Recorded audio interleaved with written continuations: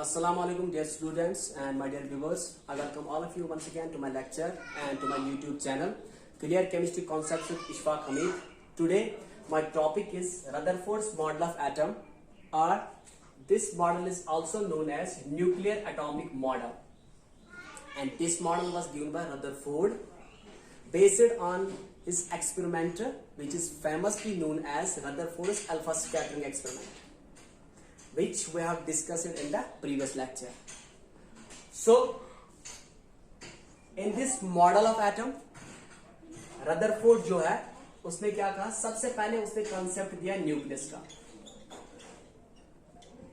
Nucleus is the heavily positively charged center which is present in the center of an atom. ठीक है, और ये वो part है एटम में, this is that very portion of the atom where whole mass of the atom is concentrated. तो इसको हम ऐसे लिख सकते हैं, न्यूक्लियस का इसने जिक्र किया था. Nucleus is positively charged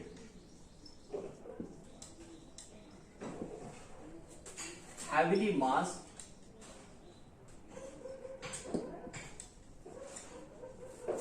present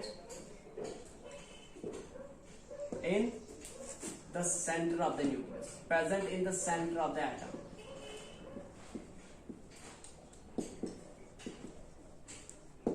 ठीक है, और जो न्यूक्लियस होता है इसका बहुत ही स्मॉल वॉल्यूम होता है, ये बहुत ही छोटा होता है, इसका बहुत ही स्मॉल वॉल्यूम होता है इनसाइड द एटम. ठीक है, तो दूसरा जो इसका पॉस्टुलेट था इसके मॉडल का, कि जो डायमीटर ऑफ द एटम है, diameter of atom is equal to its 10⁻⁻⁸ centimetre, and diameter of nucleus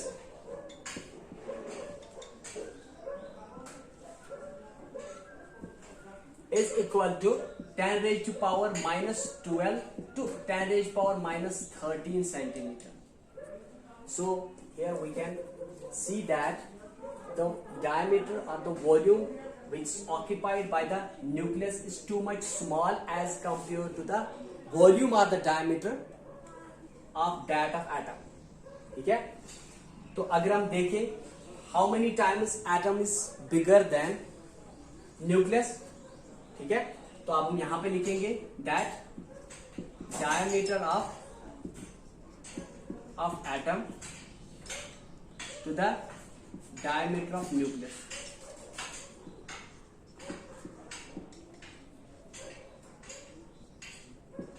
is equal to, diameter of atom किसके बराबर है, 10⁻⁻8 centimetre, and diameter of nucleus it's equal to 10⁻⁻13 centimetre, and here it comes out to be equal to 10⁵.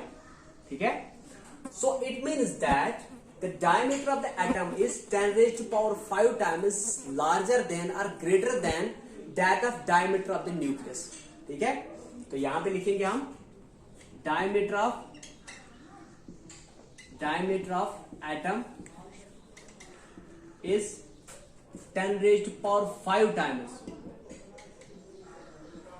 diameter of nucleus.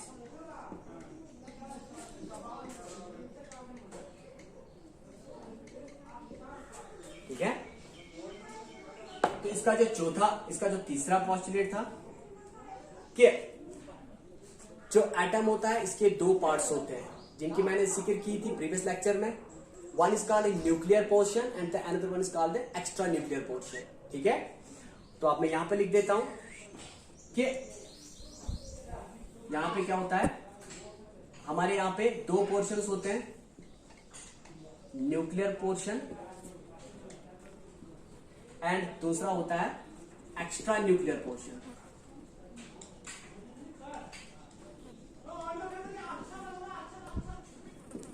ठीक है, atom के दो parts होते हैं, one is called nuclear part and another one is called extra nuclear part.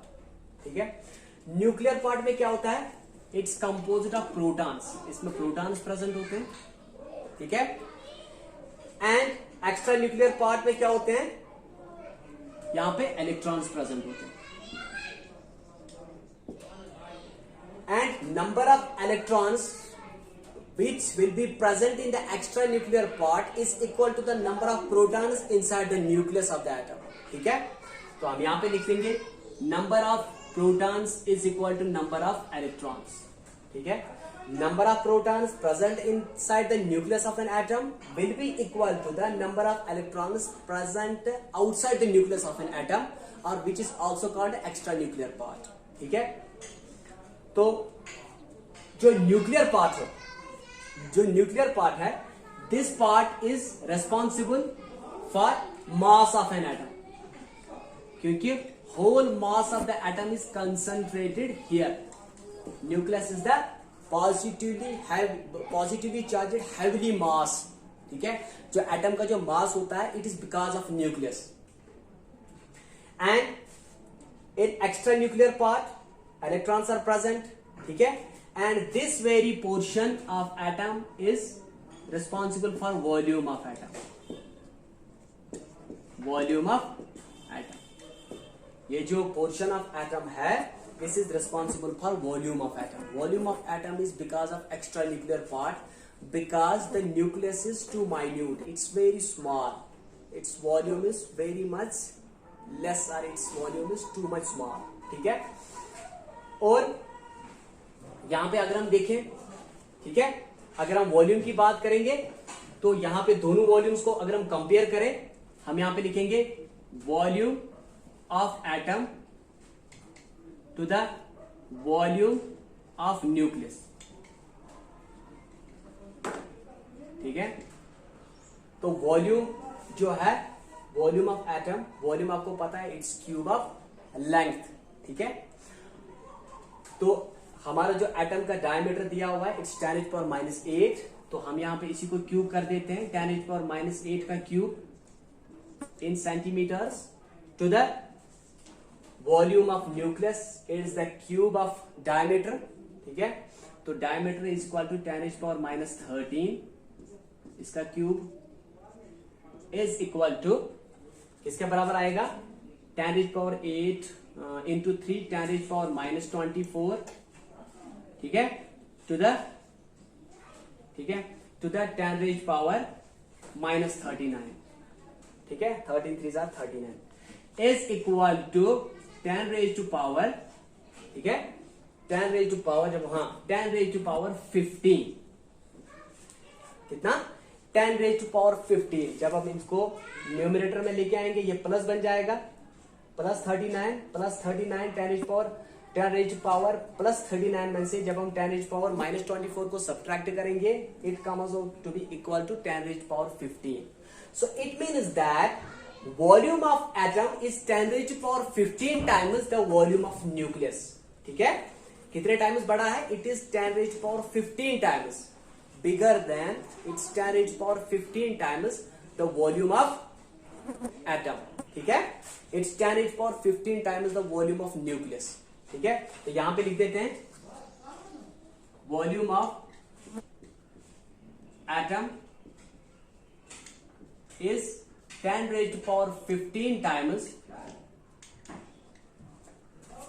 The volume of nucleus. ठीक है, अब हम इसके ड्रॉबैक्स को डिस्कस करेंगे। Drawbacks of Rutherford model of atom, and which is also known as nuclear atomic model. It's because in this very model nucleus was discovered। ठीक है, इसका जो पहला ड्रॉबैक है कि अगर कोई भी दो पॉजिटिव ऑपोजिट चार्जेड बॉडी जो है, if they are revolving around one another, then there is a force of attraction which is between them, and that body will lose energy continuously। और वो जो एक बॉडी है which is having charge opposite to that of another body, it will follow a spiral path and ultimately will collapse। ठीक है, इसको मैं ऐसे एक्सप्लेन कर देता हूं कि इसने बोला था कि electrons are revolving around the nucleus, and जो क्लासिकल जो क्लासिकल इलेक्ट्रोमैग्नेटिक थ्योरी है, क्लासिकल इलेक्ट्रोमैग्नेटिक थ्योरी हमें बताती है कि अगर कोई भी पॉजिटिवली, अगर कोई भी दो ऑपोजिटली चार्जेड बॉडीज है, if one body is revolving around the another body, ठीक है, then there will be continuous emission of energy, ठीक है, because force of attraction between these two oppositely charged bodies will increase, ठीक है, electron जो है थोड़ा थोड़ा सा पास आ जाएगा because it's attracted by the protons inside the nucleus, ठीक है, तो इसके नजदीक आ जाएगा, नजदीक आ जाएगा, नजदीक आ जाएगा, एंड यहां पे जो एनर्जी, जितनी एनर्जी इलेक्ट्रॉन यहां पे जो रिलीज कर देगा, जो लूज करेगा, that will come in the form of radiations, ठीक है, और वो भी कौन से, electromagnetic radiations, in the form of electromagnetic radiations, and ultimately electron will lose whole of its energy, it will fall a spiral path, ठीक है, it will fall a spiral path and it will lose energy, it will continuously lose energy in the form of radiation, and the time will come when it will collapse with the nucleus, ठीक है, और Bohr ने बोला कि, और Rutherford ने बोला, not Rutherford, sorry, it was Bohr,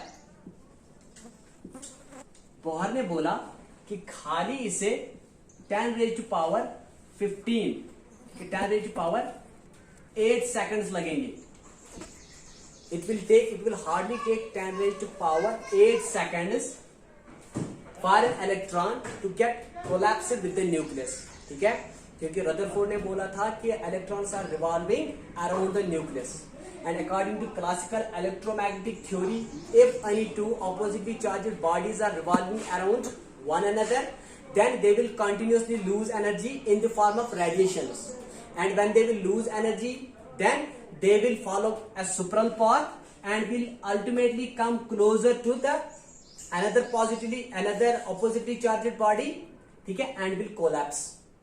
And here in case of electron which is revolving around the nucleus, which is having protons, the electron will follow a supraral path and it will continuously emit energy in the form of radiations, in the form of electromagnetic radiations, and then will collapse with the nucleus. And Bohr calculated that it will hardly take 10 raised to power 8 seconds for an electron to get collapsed with the nucleus, ठीक है, this was one of the drawback of Rutherford's model of atom. And another body, and हमें ये पता है कि atom is stable, atom में कोई भी इलेक्ट्रॉन जो है that does not collapse with the nucleus, अगर ये न्यूक्लियस के साथ कोलैप्स हो गया then एटम जो है डिस्ट्रॉय हो जाएगा, and we know that atom is stable, ठीक है। दूसरी बात ये कि जब भी इलेक्ट्रॉन जो है अराउंड द न्यूक्लियस जो है जब वो रिवॉल्व करेगा, it will emit radiations continuously, तो हमारा जो स्पेक्ट्रम आना चाहिए दैट शुड बी कंटिन्यूअस, ठीक है, स्पेक्ट्रम शुड बी कंटिन्यूअस।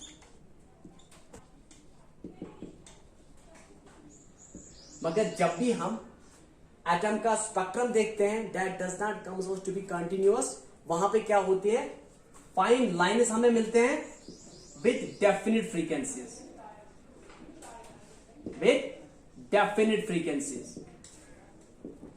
ठीक है, वहां पे हमें कंटिन्यूअस स्पेक्ट्रम नहीं मिलता। अगर ये कंटिन्यूअसली एटम रेडिएशन को